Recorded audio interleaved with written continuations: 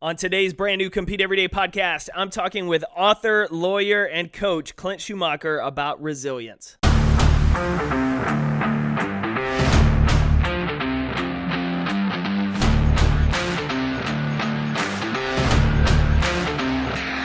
What's up, Competitor Nation? Jake here, your Chief Encouragement Officer, and I am excited that you are here for this brand new episode of the Compete Everyday podcast as we welcome in Clint Schumacher to talk about his book, Second Wind, and the importance of building resilience before you need it. Clint and I were connected by past show guest James Leith, who Unleashed the Athlete, who many of y'all have heard here on the show as a guest a couple of times, as well as the host back for episode 200 as he interviewed me. And super grateful, and shout out to James for making the time to do the introduction. Today's conversation with Clint is about how we build resilience, why we need it. If anything, over the last 14, 15 months, 16 months have taught us is the importance of building the muscles of resilience, of grit, of focus well before you need them. You're not able to just snap your fingers and magically pull out mental skills unless you've done the work to prepare and to build them little by little. And that starts with what we choose today, what challenges we choose to take on today, what uncomfortable situations do we put ourselves in today to expand our comfort zones. And so keep that in mind, as well as chewing on the thought of what I can do today to be more resilient for tomorrow. You don't have to be resilient tomorrow. You don't have to worry about having it all together, but you do have to take one action step today so that you're more resilient tomorrow than when you started today. If you haven't caught the last batch of brand new releases we just dropped at CompeteEveryday.com last week, what are you waiting for? We just released a summer collection with some bright new colors in the classic. We've got a few new designs, including Fierce and Pursue Your Victory, all with some brighter colors for summer to help you stay motivated and keep pursuing the victory that's important to you. Keep showing up when you don't feel it. Keep doing the work when you're facing challenges and not seeing the results you want immediately. And most of all, to keep competing for that one and only special life. You can get yourself 15% off any order at CompeteEveryday.com with the code PODCAST. That's PODCAST. Will get you 15% off any order at CompeteEveryday.com. So head on over, grab one of the new summer gear items, pick up a copy of my book, maybe grab a flag for your office or your garage gym, but pick yourself up something, support the show, and save yourself 15% off with the code podcast at CompeteEveryday.com. If you are not in my morning competitor club, what are you waiting on? I want to start each and every morning talking to you, helping you start the day with focus, with fire to get up and compete that day. And all you have to do to join is text the word COMPETE to 972-945-9113. That's text the word COMPETE to 972-945-9113. And every morning, I'm going to shoot you a text. We're going to start the day talking about how we better compete that day, how we show up focused, fueled, and ready to go. And all you got to know is there's no automation. There's no scheduled post. It is me sending you that text every morning. So if you want to respond because you have a question, you want to encourage me back, you want to start a conversation, you name it, just text back. We'll start that. We'll get our day going right and keep competing. So just text the word COMPETE to 972-945-9113. And now, let's welcome into this week's episode, Clint Schumacher. Clint, welcome to the Compete Everyday podcast. Man, Jake, it's great to be with you. Thank you for letting me join you. You bet. Okay, so first question, kicking us off of the bat today. What does resilience mean to you? So resilience to me is just the ability to continue to perform at a high level, even in the midst of adversity, when things aren't going well, where there's obstacles in the path, to continue to bring your best self to that situation and learn how to walk through it. I love it. I love it. What would be the cusp, or there maybe the trajectory point for you that inspired you to want to write about resilience, which we'll get into in a little bit, but really focus in on how to be more resilient for people? Yeah, you bet. So that's kind of a multi-year journey. And oddly enough, Jake, it started on the sideline of a fifth grade football game. I was coaching a team that had been very successful. In fact, we hadn't lost a game in about a year and a half. We're playing in the league championship game, and we get behind early. And all the things that we normally did that work were not working that day.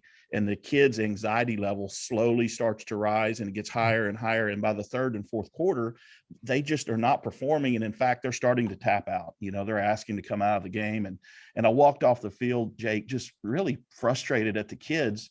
And I was like, man, how, after experiencing so much success, how could they shut it down so quickly and not bounce back into a game that really we should have been competitive in? And so I was in that frame of mind for about 2 weeks. And then this thought came into my head that we talk about sometimes in the coaching world, which is everything that you see on the field as a coach, either you taught that or you allowed it to happen. And I realized, you know what? I had not prepared these kids to deal with adversity.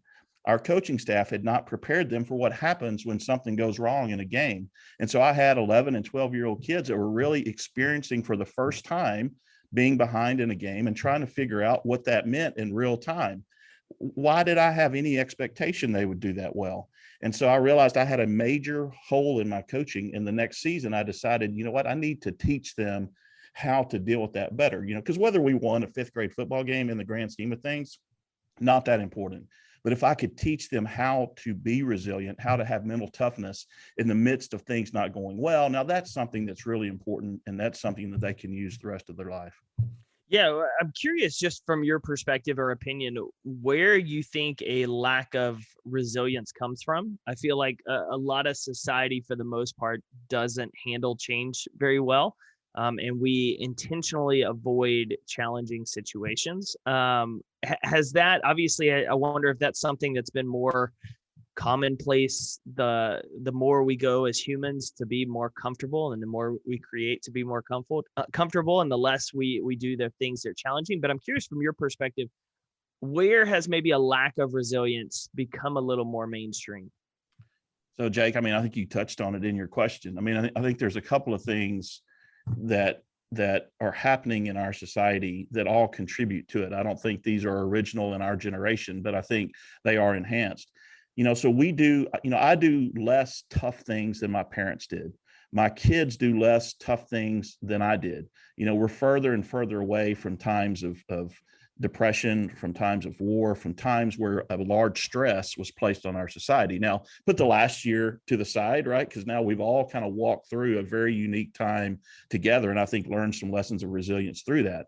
But a lot of us, we're just not engaged in the really hard and tedious work because it's been, automated away, which is great. We can use our time in different ways. And then, of course, we grow up in this age of video games, where if something's not going well in a game, what do? You hit the reset button, right? So you're down by 2 runs in MLB The Show, and you decide, you know what, it's not worth it. I'm not going to try to climb back into this. I'm going to reset and start over. And then on top of that, in this age of social media, we're looking at our friends' profiles on Facebook or Instagram or Twitter or wherever it is that you get your social media feed. And it's, for the most part, it's a highlight of the best parts of that person's day, the best part of their vacation, the things that they did that they're the most proud of. They don't put much about the obstacles and adversity that they're walking through in their life. And so we get this skewed notion of what life is like. And just like you said in your question, we tend then to shy away from hard things. And when hard things do happen to us, we're like, well, why me? Why am I the only one dealing with difficulty, when in reality, that's not the case at all? And so I think we've had a number of these factors that are impacting us that are making it harder as a society to be as resilient as perhaps we've seen historically. So knowing that, and knowing that the work always starts with the person we see in the mirror, if we want to create change, what are some habits and things that we can do on a daily basis, starting small, to build that resilience muscle within our daily lives? Especially if we have a pretty comfortable life, we go to work, or maybe we're still working from home, we spend time with the family, we're not really in some of those challenging situations. How do we start to build that muscle a little bit, so when that adverse situation hits, we're a little more capable to conquer it or to work through it? Well, that's the key question. So I think it starts with a decision that says, first of all, obstacles and adversity in my life are expected. I'm not going to shy away from them. I'm not going to be upset that they happened. And we develop a mindset that says, okay, instead of pitying ourselves or saying, why me, when something bad happens, we look at it as an opportunity for growth. And then I think, to the extent you feel comfortable, I think it's perfectly great to go out and find really hard things to do. If we're not learning every day, if we're not trying to get, the prototypical 1% better every day, then, we're leaving something on the table for ourselves. And so when we begin to look at adversity with that kind of mindset, and we begin to intentionally find areas for growth in our life, then I think we start to see some magic begin to happen. I love that. Well, I want to switch gears a little bit briefly, because you wrote the book Second Win on decisions the resilient make to overcome adversity.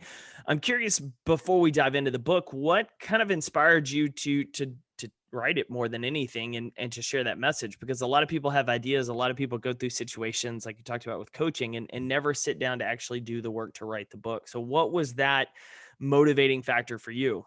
Well, there were three, I would say, pivots or key conversations. One's a story I've already shared about, walking through that youth game. And in that off season, I began to develop a lot of material about, how do you teach resilience? How do coaches teach it? How do they teach it in the military? Can you teach it? I mean, is it just inherent, or can you improve it? And I decided you could improve it.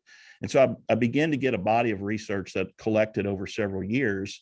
And I thought, this is valuable, not just in the coaching context, but in the context of where I was mentoring professionals, where I was talking to professional clients, and just looking at my own life and the life of my kids that I was parenting.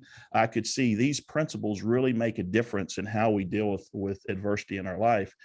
And then I had a second conversation with somebody that had written a book, and he told me, Clint, it doesn't matter if I ever sell a single copy of my book. The process that I went through in writing it, and the personal growth that I went through in writing it, was worth the journey. And so I kind of took that and I filed it away. And then the third was a conversation, actually, Jake, that I had with a common friend, James Leith. And James and I were in community together, and I was sharing that I had all this material, and I was going actually to speak somewhere on it. And James said, you know what, you ought to write a book. And I said, okay, why not? And so, those three things kind of all working together eventually compelled me to make the leap to do that. So one of the things while writing the book, because I know in it you share stories from your own journey, you share stories from others, similar to what I did with Compete Every Day. I'm curious what story stands out to you the most, the one that when you were researching and working through it really just kind of hit home, that you were like, man, I've got to include this person's story or this story in the book, because it's a perfect example of what I'm trying to share. And it's a marvelous question. It's kind of like picking your favorite kid, but I think I do have a story that to me is the most impactful. There was, and a number of the stories in the book are people names that people will recognize. Some of the stories are people that you've never heard of before. And my favorite story falls into that camp. There was a friend of mine in college named Mark Jacobs, and he and his wife, Chelsea, after graduating, starting their careers, beginning to have a family, on their fourth child, the child died in the womb a short amount of time before he was to be born. And they had already named him. His name was going to be Chase. And Jake, they walked through that grief process that you can imagine after losing a child that close to delivery. And at some point, people were bringing them grief books, and they were giving them advice on how to deal with their grief. And in the midst of reading those, Mark read a story about the plight of children in a poor country that had been war ravaged and torn apart by genocide. And he read about the plight of children in orphanages because they were overrun, and the poor conditions that they lived in. And he said, you know what, I'm a little bit ashamed that my heart broke so severely for the loss of my son, but all this time there's all these other kids that are living in such terrible conditions, and that has never touched my heart at all. And he and his wife made a decision to take the pain of losing that child and funnel it into doing something good for this orphanage in Rwanda. And the notable part about that, Jake, and this is the big takeaway, is in talking about that years later, and they made a huge difference in the life of hundreds of kids at an orphanage in Rwanda. And in talking about it later, Chelsea said, as I was walking through that grief, and we made the decision to invest our time and resources into this orphanage, my grief changed shape. And so think about that for a minute. I mean, all of us deal with these really tough emotions that come from obstacles and adversities in our life. And when we begin or when we can take that emotion and transform it into something that is positive, something that compels us forward, something even like in the case of the Jacobs, makes an incredible positive difference in the world around us. man, that's powerful. My grief changed shape. And so I walked away from that going, man, that's a powerful recipe. And I wanted to include that story in the book. Love it. I love it. Clint, where can listeners that are interested in learning more about building resilience or some of these conversation points today, where can they find the book first off, and where can they get connected with you? Well, thank you for asking. So the book is really available anywhere you buy books. It's an ebook form, paperback, hardback, audiobook, Amazon, Audible, any other place that you buy a book, you should be able to find it. And then we have a website to tell you more about the book and some of the principles behind it. I'd love for you to check it out. It's www.findsecondwind.com. And on there, Jake, is all the contact information for me. And I'd love to listen to anybody or hear your stories about reading it and how it might have impacted you. Well, and what I appreciate and really like about the title of your book especially is being that former athlete. Like, we all know the idea of getting that second wind in the midst of a game when something's on the line. It doesn't matter, how tired you are and beat up you are from the game. If it's, 4th and goal from the half-inch line, whether you're on offense or you're on defense, like, you've got a second wind in that moment to try to make a play. And the same holds true to life. We can't give up when things get hard, when we're challenged, when we're knocked down. How do we have that resilience and really build that resilience to be able to use that second wind to keep going? So I appreciate the title and a lot of the content, as we've talked about today, much needed in society. Findsecondwind.com for all of our listeners. Be sure to go check it out. Get connected with Clint. Clint, man, thanks for hanging out on the show today. Jake, man, I enjoyed getting to visit with you. I really appreciate the good that you do in the world. Keep up the great work, man. Thanks for listening to another episode of the Compete Everyday Podcast. To listen to past episodes, be sure to check out podcast.competeeveryday.com. And to get in touch with the show, email us at podcast@competeeveryday.com. Everybody wants to win, but not everybody's willing to compete for that victory. Since you're one who will, show up today and win. We're cheering for you.